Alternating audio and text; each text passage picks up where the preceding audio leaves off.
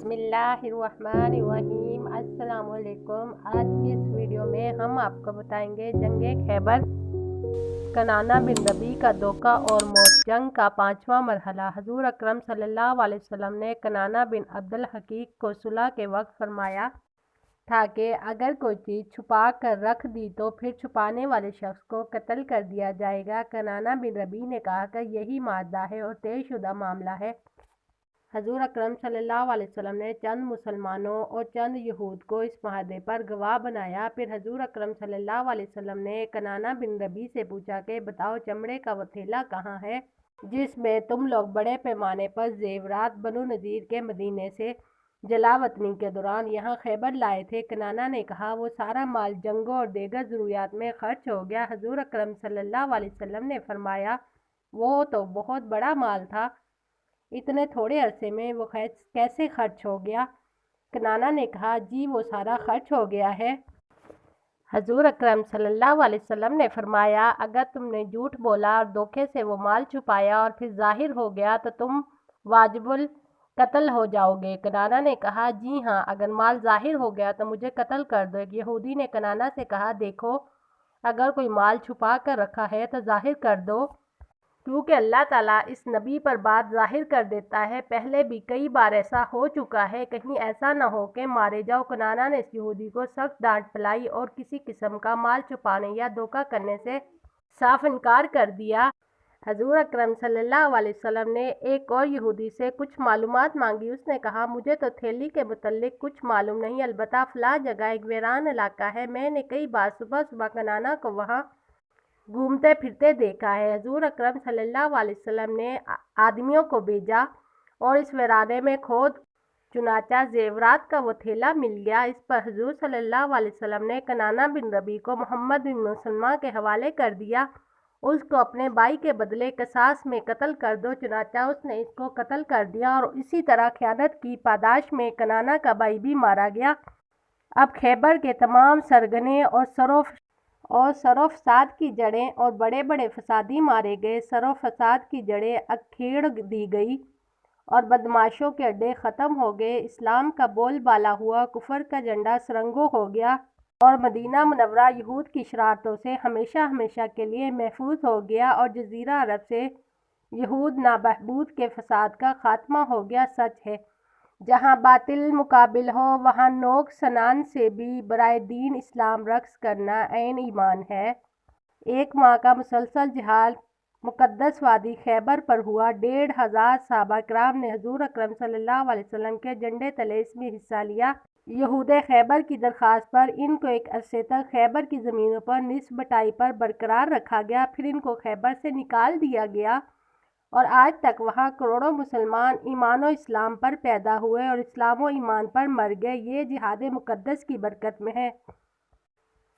शोहदाए खैबर और दीगर वाक़यात। जंग का 6वां मरहला। एक माह का मुसलसल जिहाद मुकद्दस वादी खैबर पर हुआ। 1500 सहाबा किराम ने हजूर सल्लल्लाहु अलैहि वसल्लम के स्याह सफ़ेद रंग के मुबारक झंडे के साए के नीचे इसमें हिस्सा लिया। यहूद खैबर की दरख्वास्त पर इनको एक अरसे तक खैबर की ज़मीनों पर निस्ब बटाई पर बरकरार रखा।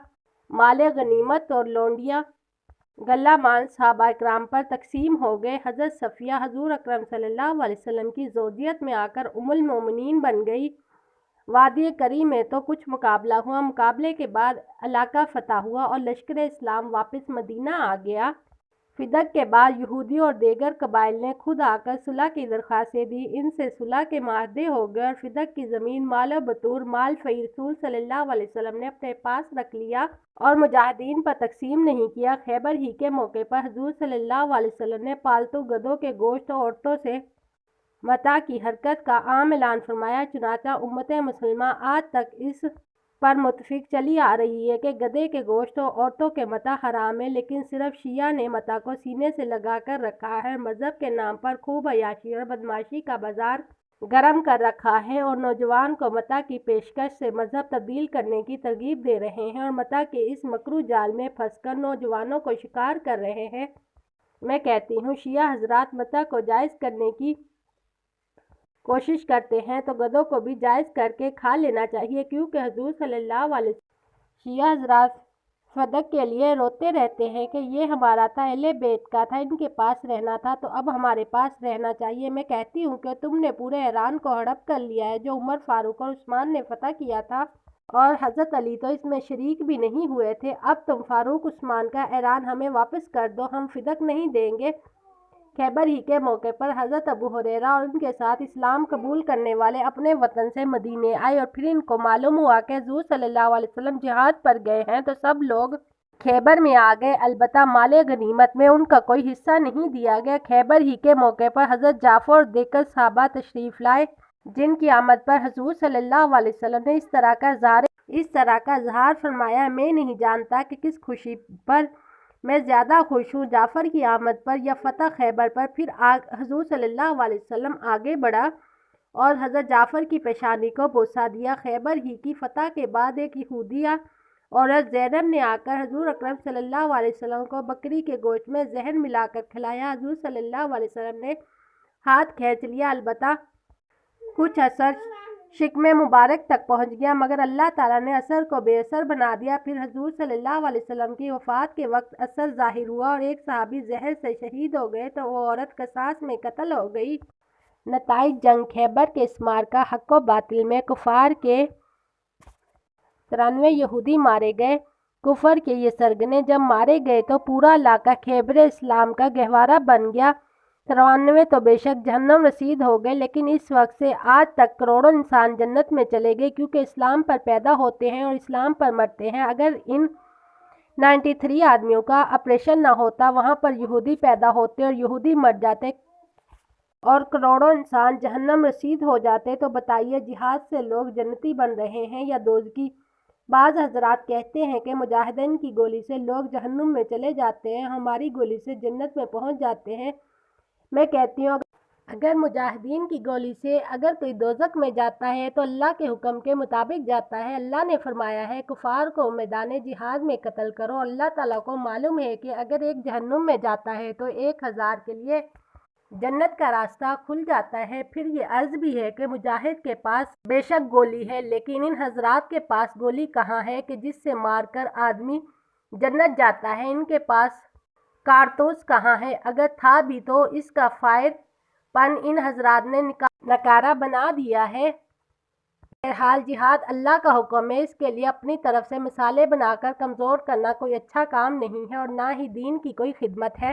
خیبر کے اس معرکے حق و باطل میں حضور صلی اللہ علیہ وسلم کے 16 صحابہ اکرام شہادت کے درجہ عالیہ پر فائز ہوئے۔ حضور اکرم صلی اللہ علیہ وسلم نے ان کو خیبر ہی میں دفنائے اور خود دوسرے صحابہ کے ساتھ مدینے واپس آ گئے۔ 14 کے نام یہ ہیں: حضرت ربیع بن اکشم، ثقف بن عمرو، رفاعہ بن مرو، محمود بن مسلمہ، ابو ضیاء بدری، حارث بن حاتب بدری، عبداللہ بن امیہ، عدی بن مرہ، اوس بن حبیب، انس بن وائل، مسعود بن سعد، بشر بن برہ، فضیل بن نعمان، عامر بن عقو، عمارہ بن عقبہ، یسار رضی اللہ تعالیٰ عنہ۔ اس کے یہ سپاہی اور جان کی بازی لگانے والے محمدی گلستان کے یہ بلبل خیبر کے دروں وادیوں اور پہاڑوں پر دفن ہو کر ہر گزرنے والے کو یہ پیغام دے رہے ہیں کہ ہم زندہ ہیں۔